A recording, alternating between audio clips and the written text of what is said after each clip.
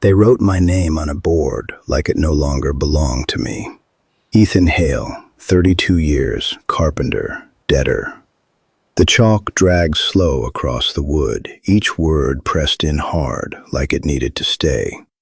I stood there while the man read it out, his voice carrying across the yard, the same way you'd call out the weight of cattle. The morning was already warming, but the cold from winter hadn't left my bones. It sat there, quiet and stubborn, like it had earned the right. My son shifted against my chest under my coat, small, light. Too light. I kept one hand over his back, feeling for breath more than once, just to be sure. 3 weeks old, and already standing in a place like this. I hadn't meant for that. The debt had come faster. They wrote my name on a board like it no longer belonged to me.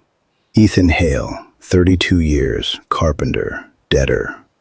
The chalk dragged slow across the wood, each word pressed in hard, like it needed to stay. I stood there while the man read it out, his voice carrying across the yard, the same way you'd call out the weight of cattle. The morning was already warming, but the cold from winter hadn't left my bones. It sat there, quiet and stubborn, like it had earned the right. My son shifted against my chest under my coat, small, light. Too light. I kept one hand over his back, feeling for breath more than once, just to be sure. 3 weeks old, and already standing in a place like this. I hadn't meant for that. The debt had come faster than I could think straight. Snow came early that year, heavy and wet, and it stayed. The roof gave in places I couldn't reach in time. The crops failed slow, then all at once. And when she got sick, there wasn't a choice to be made. I rode through a storm to find help. I signed for money before I knew what the total would be. I promised labor I hadn't yet survived to give. The doctor came, too late. By the time the wind settled and the sky cleared, I was alone in a house that still smelled like her. The child cried. I worked. The debt sat waiting, patient as anything. Spring came, and with it men who dealt in paper. "You understand the terms?" one of them had asked. I had nodded then. Didn't matter if I did or not. Now I stood in the yard with those same terms being spoken for anyone willing to listen. 2-year labor contract, the auctioneer said, tapping the board. Debt to be worked in full, with interest.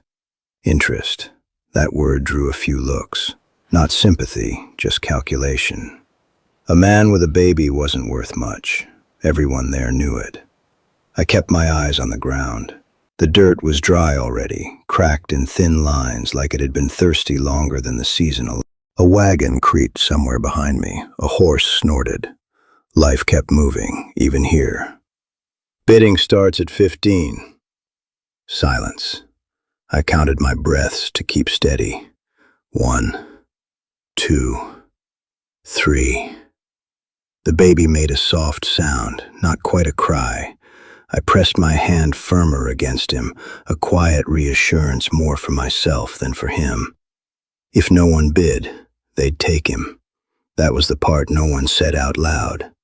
Separate us, send him wherever there was room. I had seen it before. Children disappearing into wagons headed east or south, names lost somewhere between towns. I swallowed hard. 10, someone said at last, low, testing. The auctioneer nodded. 10. Do I hear 12? No answer. A man to my right shifted his weight, looking me over like he was measuring lumber. He shook his head slightly. Not worth it. He wasn't wrong. 10, going once. The wind picked up, pushing dust across the yard. It caught at my coat, slipped through the seams, found skin like it always did. I closed my eyes for a moment. I pictured her face. Not as she was at the end, but before winter, before everything tightened down. I opened my eyes again. Going twice. 15. The voice cut through clean, not loud, just certain. I turned before I meant to. She stood near the fence, one hand resting against the post, like she'd been there long enough to decide something. Young, but not uncertain. There was a steadiness in the way she held herself that didn't match the rest of her. Her dress was worn, practical, dust along the hem. One hand hovered at her stomach without her seeming to notice. Pregnant. That gave me pause. The auctioneer straightened. 15, do I hear 18? No one spoke. A few men glanced at each other, then back at her. One smirked, like he thought he understood the mistake she was making. Another just looked away. 15, going once. She didn't move, didn't second guess. Going twice. The baby stirred again, and this time I felt the faintest grip of his fingers through the cloth. Sold. The word landed heavier than I expected. Just like that, my life changed hands. The board meant nothing now. The man was already wiping it clean for the next name. She walked toward me without hurry. Up close, I could see the strain in her face. Not weakness, just too many things resting on too little. Her eyes moved from me to the bundle under my coat. How old? She asked. 3 weeks. My voice felt worn thin. She nodded once, taking that in like it mattered. Can you work? I almost answered quick. Pride still had a habit of speaking first, but I stopped it. Some, I said, not all at once. She studied me a second longer, then gave a small nod. That'll do. The auctioneer stepped in, handing her the folded contract. She took it without reading and slipped it into her satchel like she already knew every line written. That told me more than anything else. What's your name? I asked. Mae, she said. Mae Carter. She glanced back toward the wagon waiting near the road. I've got land, she added, and not enough time to lose it. Her hand rested again briefly against her stomach. I need it to hold. I looked down at my son, then back at her. I need him to stay with me, I said. She met my eyes, steady. He does. No hesitation, no bargaining, just fact. She turned then, heading for the wagon like the matter was already settled. I stood there a moment longer, the yard already forgetting me. Then I followed. Because whatever came next was still better than being left behind. The wagon wheels cut deep into the soft road as we left the yard behind. I sat beside her, stiff at first, like I wasn't sure I was allowed to take up space. The boards creaked under our weight, every sound sharp in the quiet stretch of land. My son slept against my chest, wrapped tight in the same blanket we'd used since the day he was born. Mae didn't speak for a long while. She held the reins steady, guiding the mule with small movements of her wrist. The road narrowed as we moved farther out, turning from packed dirt to something softer, less certain. Fields gave way to scrub and scattered trees, the kind of land people passed by when they had better options. You got a name for him? She asked finally, eyes still forward. I looked down at the small shape under my coat. Not yet. She nodded once, like that made sense. He'll need one, she said. I know.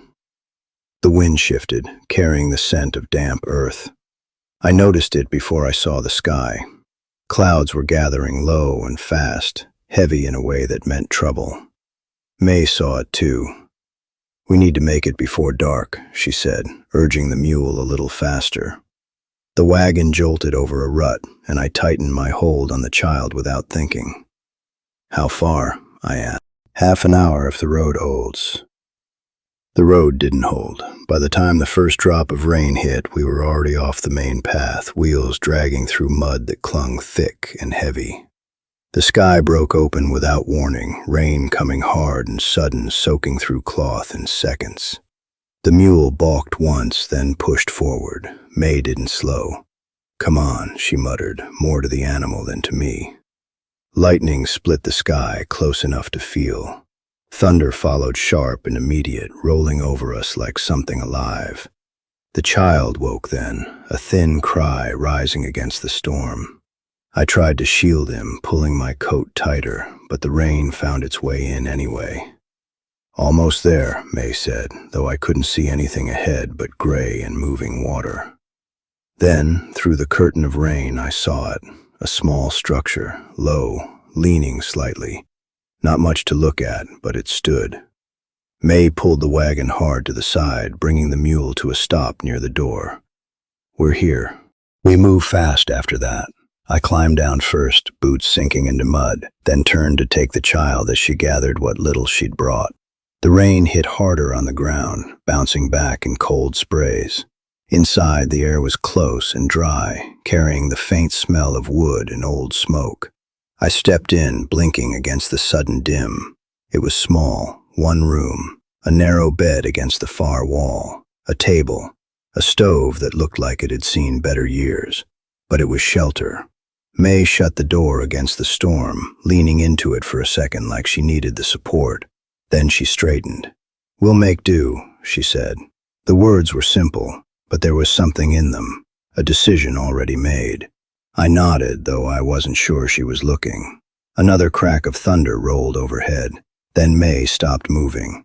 One hand went to her stomach, pressing hard this time. Her breath hitched. I saw it before she said anything. "You all right?" I asked. She didn't answer right away. Another wave hit her. I could see it in the way her body tightened, the way she braced herself against the table. "It's early," she said under her breath. The words didn't need explaining. A cold feeling settled in my chest, deeper than the storm outside. "How far along?" I asked. "Not enough," she said. She tried to stand straight, but it didn't hold. Another contraction bent her forward, sharper this time. The baby in my arms cried again, louder now, sensing something wrong. I looked around the room. No one else. No help coming. Just me. And her. And two lives that wouldn't make it through the night without something being done. Mae gripped the edge of the table, breathing hard. "You ever done this?" she asked, not looking at me. I swallowed. "No." Another flash of lightning lit the room through the cracks in the wall. She nodded once. "Then you're going to learn quick." The storm pressed in around us, wind rattling the walls, rain hammering the roof. I set my son down carefully on the bed, wrapping him tighter, making sure he was out of the draft. Then I turned back to her. Hands steady, even if the rest of me wasn't. "Tell me what to do," I said. She looked at me then, really looked. And for the first time since the yard, I saw something shift in her eyes. Not doubt, not fear. Something closer to trust. "Boil water," she said. The fire took longer than it should have. My hands weren't steady at first. The kindling slipped twice before I caught the spark right, shielding it from the draft that pushed through the cracks in the wall. The stove coughed, then caught, flame licking slow at first before settling into something useful. Behind me, Mae tried to hold herself upright. She failed. I heard the shift before I turned, the scrape of the table, the sharp intake of breath she couldn't hold. By the time I reached her, she was already sinking. I caught her under the arms, felt the full weight of her lean into me. Not heavy, just spent. "We need you down," I said. She nodded against my shoulder, jaw tight. The bed was too small for all of us. I moved quick, clearing what I could, pushing aside a folded quilt, setting my son closer to the wall where the heat would reach him. He had stopped crying. That worried me more than the sound had. I tucked the blanket tighter around him, checked his breathing again. Still there, small, steady enough. "Ethan." Her voice pulled me back. I hadn't told her my name, not properly. Still, she said it like she'd already decided to trust it. I turned. She was braced on her elbows now, fighting another wave. "Listen," she said. "You don't wait on this. You act." I nodded, even though my chest felt tight. "I'm here." Another contraction hit her hard. Her hand found mine without asking, grip strong enough to make my fingers ache. "Water," she forced out. I moved back to the stove, grabbed the pot as it started to steam. The heat bit into my palms through the cloth, but I held it steady, setting it down within reach. The room filled with the sound of the storm and her breathing. Nothing else. No voices, no help, no second chance if I got it wrong. "I need cloth," she said. I looked around. There wasn't much. A spare shirt, a worn length of linen folded near the bed. I tore what I could, hands working faster now, mind catching up. "Good," she said, watching. "Keep moving." I didn't stop. I did what she said, nothing more, nothing less. Time lost its shape after that. It came in pieces. Her voice, steady even when it broke. My hands doing what they were told before I had time to question it.